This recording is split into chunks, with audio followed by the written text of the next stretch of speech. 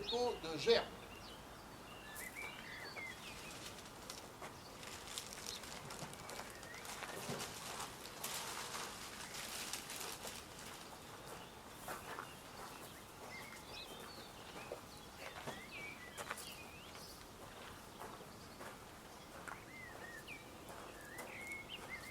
Allocution.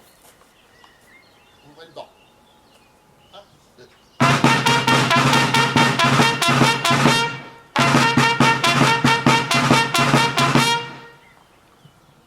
Message à l'occasion de la commémoration de la victoire du 8 mai 1945 du président de la République. Ce 8 mai ne ressemble pas au 8 mai. Il n'y a pas le goût de jour de fête. Aujourd'hui, nous ne pouvons pas rassembler en nombre devant les monuments de nos villes, sur les places de nos villages, pour nous souvenir ensemble de notre histoire. Malgré tout, la nation se retrouve par la pensée et les mille liens que notre mémoire commune tisse entre chacun de nous. Cette étoffe des peuples que nous agitons en ce jour dans un hommage silencieux. C'est dans l'intimité de nos foyers, en pavoisant nos balcons et nos fenêtres, que nous convoquons cette année le souvenir glorieux de ceux qui ont risqué leur vie pour vaincre le fléau du nazisme et reconquérir notre liberté. Il y a 75 ans. Notre continent refermait grâce à eux le chapitre le plus sombre de notre histoire. 5 années d'horreur, de douleur, de terreur. Pour notre pays, ce combat avait commencé en septembre 1939. Au printemps 1940, il y a 80 ans, la vague ennemie avait déferlé sur les frontières du Nord-Est et la digue de notre armée n'avait pas tenu. Nos soldats, pourtant s'étaient illustrés à de nombreuses reprises, ceux de Montcornet, d'Abbeville, de Gembloux ou de Stone, les hommes du Narvik, les cadets de Saumur, l'armée des Alpes avait défendu avec vigueur notre territoire et les couleurs de notre pays. Ils sont ceux de 40. Leur courage ne doit pas être oublié. Dans le crépuscule de cette étrange défaite, ils allumèrent des flambeaux. Leur éclat était un acte de foi, et au cœur de l'effondrement, ils laissaient poindre la promesse du 8 mai 1945.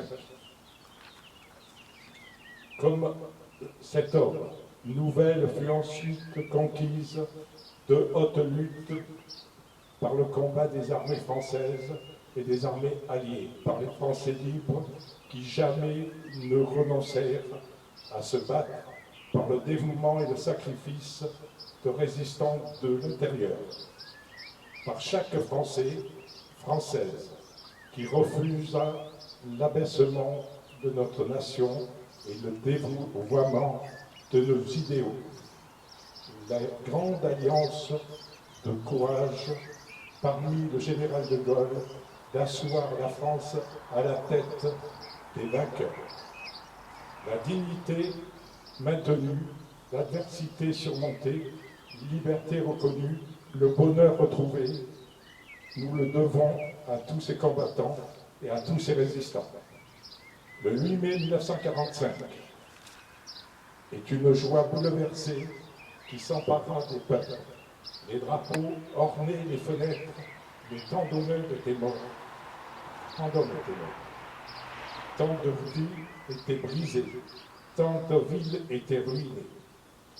À la liesse succéda la tristesse et la désolation.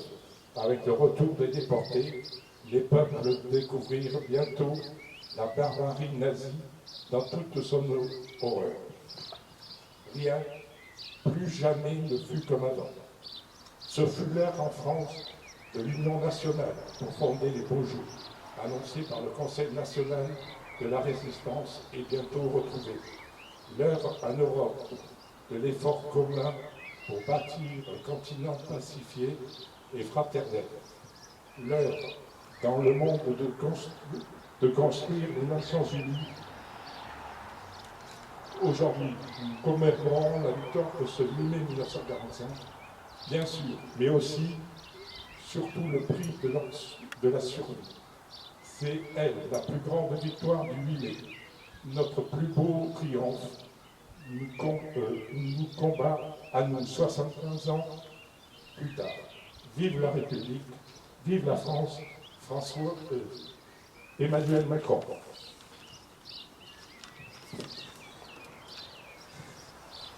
Aujourd'hui, nous sommes rassemblés pour la commémoration de la victoire du 8 mai 1945, mais je voudrais aussi, en ce jour de 2020, remercier l'ensemble du personnel médical, y compris le personnel d'entretien, brancardiers, ambulanciers, qui ont travaillé durement durant ces dernières semaines pour combattre non pas l'ennemi humain, mais un virus. Je remercie également le personnel municipal, ASEM, agents d'entretien de l'école et animateurs qui ont travaillé durant ces derniers jours pour désinfecter notre école afin de pouvoir réouvrir des classes à nos enfants dès mardi prochain. Remerciements tout particuliers à notre agent technique et surtout à nos 2 secrétaires de l'accueil qui ont accepté d'ouvrir les portes de la mairie 8 heures par jour pendant toutes les semaines du confinement afin de distribuer les devoirs aux élèves et de recevoir le public pour toutes les tâches administratives et conseils. Dès la semaine prochaine, elles seront mobilisées pour distribuer des masques à nos habitants. Maintenant.